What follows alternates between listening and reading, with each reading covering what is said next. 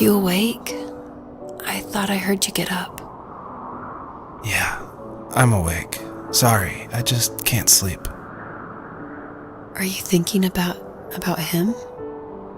Yeah, a bit. Usually get back to sleep, my love. I'm fine. No, it's okay.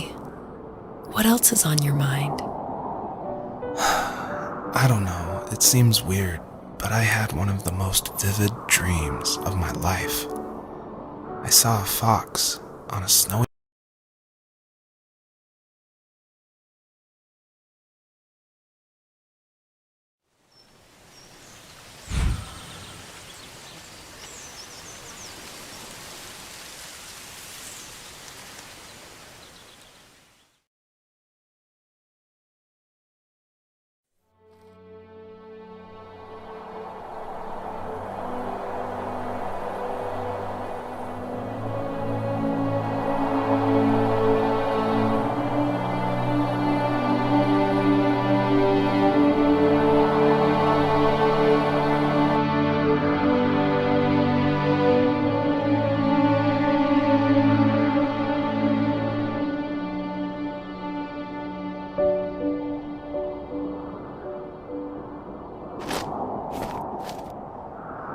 Are you awake? I thought I heard you get up. Yeah, I'm awake. Sorry, I just can't sleep. Are you thinking about him? Yeah, a bit. Usually get back to sleep, my love. I'm fine. No, it's okay. What else is on your mind? I don't know, it seems weird, but I had one of the most vivid dreams of my life. I saw a fox on a snowy mountain, just looking confused and worried. Those eyes, I can't get those eyes out of my head. She was running in the windy snow, looking for something. Do you think it has to do with you and what's been going on? I don't know. It was just a dream, Rachel. They're not meant to make sense. A lot's happened the past couple days, that's all. Well, if you're not going to sleep anyway, you should tell me. I want to hear. All right.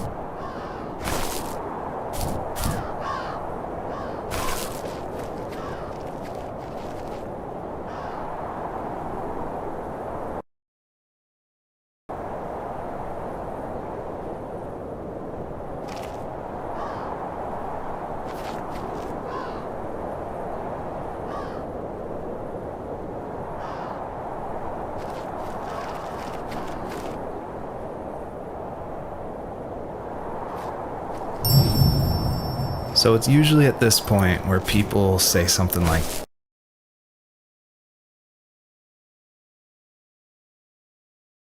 "This is not the kind of game I was expecting." And that happened a lot at PAX West when I showed it. We'd have little kids play it.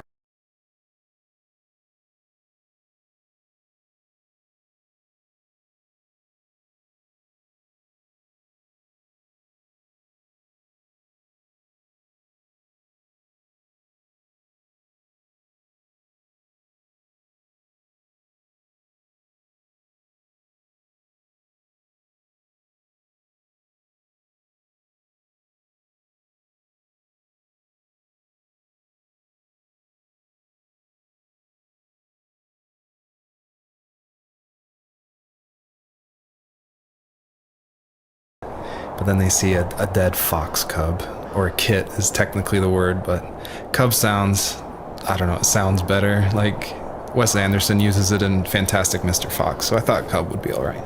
But anyway, having this game, I wanted it to be more serious.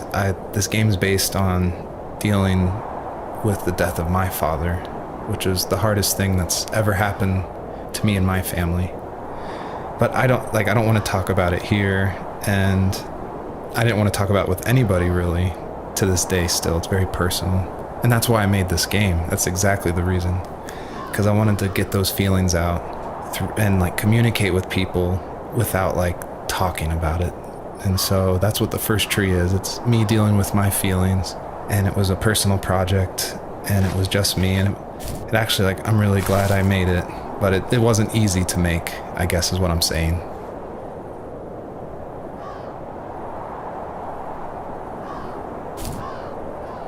So, not far from her home, she followed that path to something unexpected.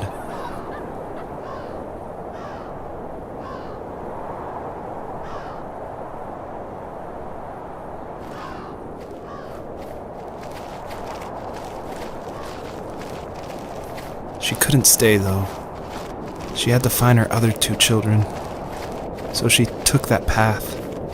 She followed it towards something ancient. Something with answers.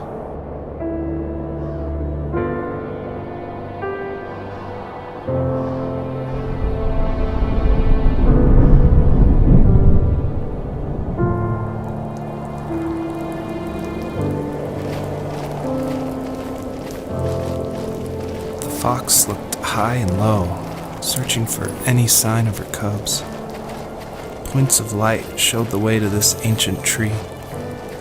It was as if each one had a story to tell, all their own. The land was trying to tell my story, too. I felt like I was right behind her the whole time.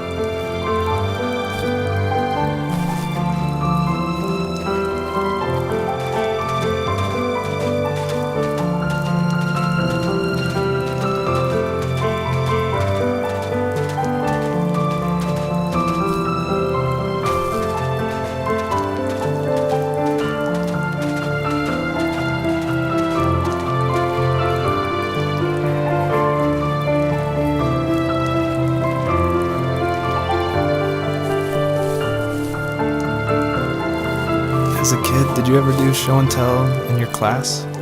Yeah, I think I only did it once, when I was in the 4th grade.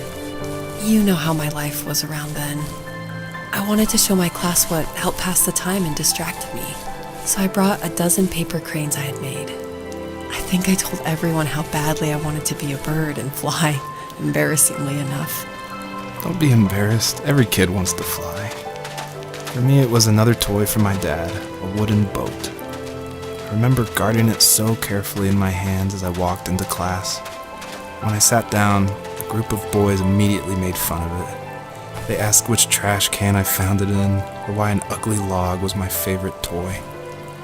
When I got up, I didn't even want to tell them my dad had carved it. I said it was a joke gift my friend had given me. Kids can be so cruel. Some of them are. I shouldn't have let them get to me, but it did. It's amazing we bounced back at all.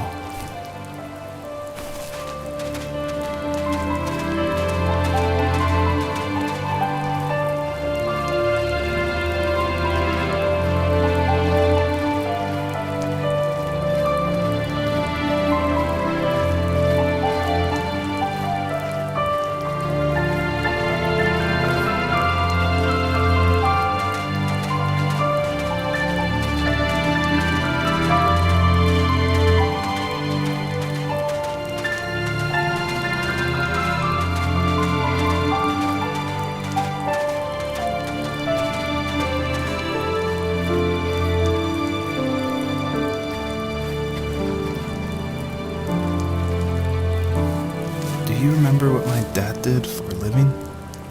Wasn't he like a lumberjack? That's one way of putting it. If wood was a canvas, then a carving knife was his paintbrush. Even after working a 50-hour week, even after his hands were more splinters than skin, he would bring home the nicest piece of Alaskan weeping cedar and make me toys. That wooden train was the first toy I can remember, and I loved it. I just knew from a young age I was going to be a lumberjack, like my father.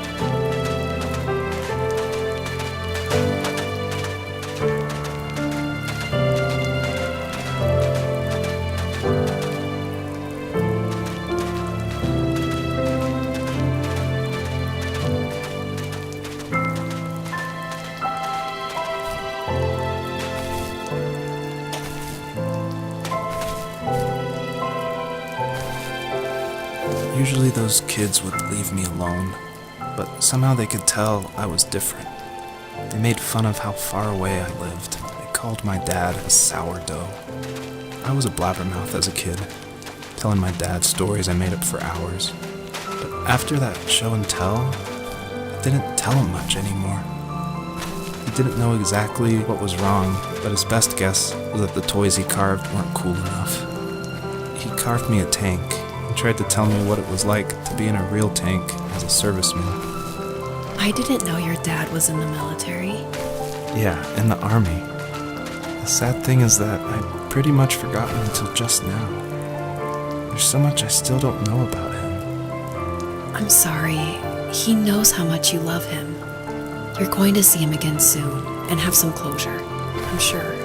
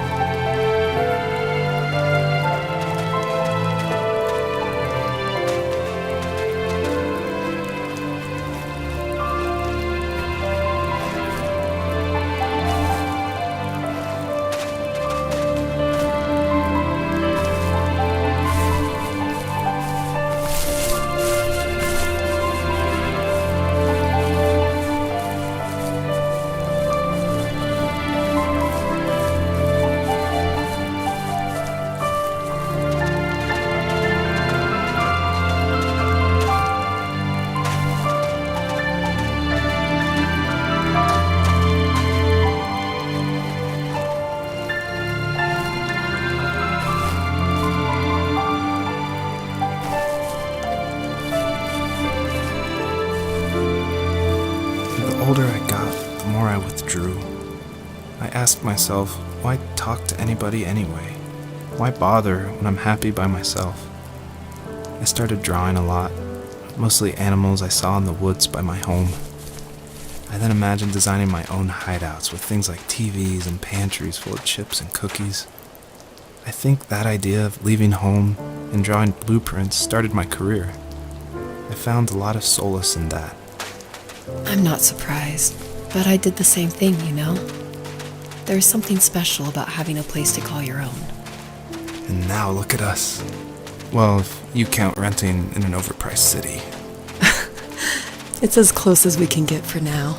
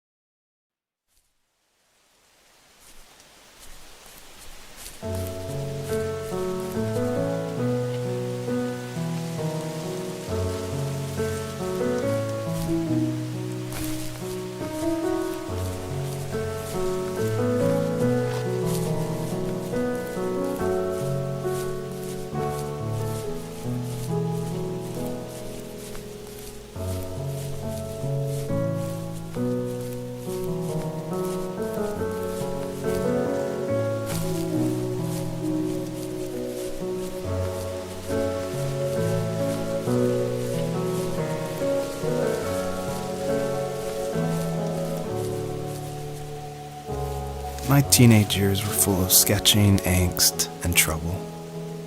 I wasn't popular or unpopular. Maybe just forgettable.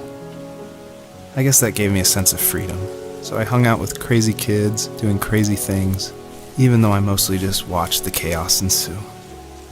We did it all. Put fireworks in mailboxes, hide roadkill in people's garages, break windows of the barber shop in Anchorage. My dad was furious, but he was so busy working he couldn't do much to stop me from going out. I think being an adult means there's no one to stop you making hard decisions.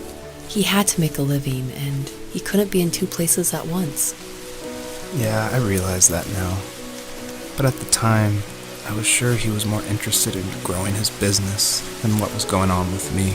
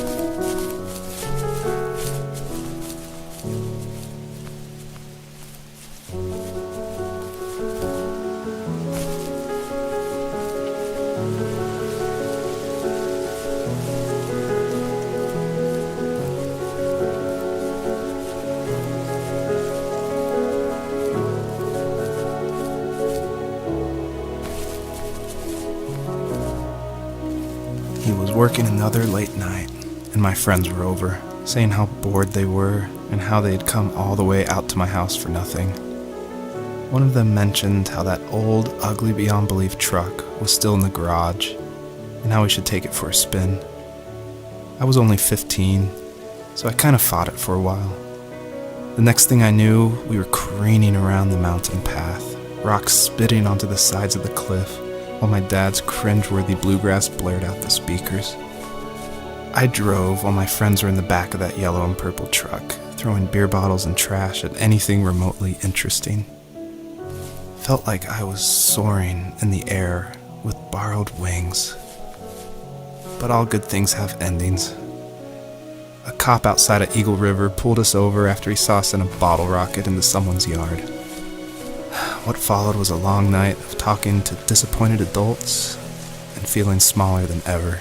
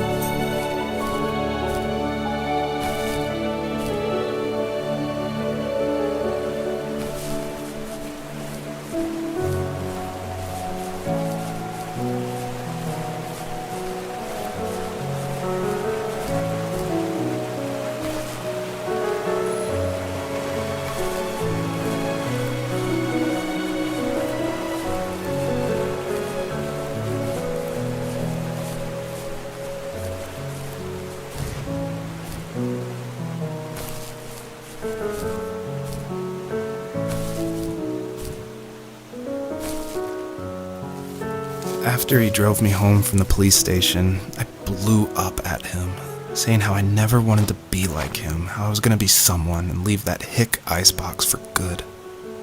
He just looked forward at the road with tired eyes. I took out that bluegrass tape from the cassette deck and chucked it out the window. In my sage teenage wisdom, I thought I had proved the ultimate point. But my dad had a different idea. He slammed the brakes, slowly bowed his head while gripping the steering wheel, and finally looked at me. All he said, like it was a polite request, was, "Make this right." I sat there in silence, fuming, but I eventually got out and combed every square inch of the woods, muttering profanity after profanity. I found it 30 minutes later, near a small waterfall off the road. I went back to the truck, put the wet tape back in, and sure enough, it worked. We didn't speak another word to each other the rest of the night. Wow, I knew you were a crazy teenager, but It's hard to believe, isn't it? It surprises me too. It's like I didn't really know who that kid was back then. I bet my dad thought the same thing over and over. It's almost like he was saying, "Make this right," to himself, more than to me.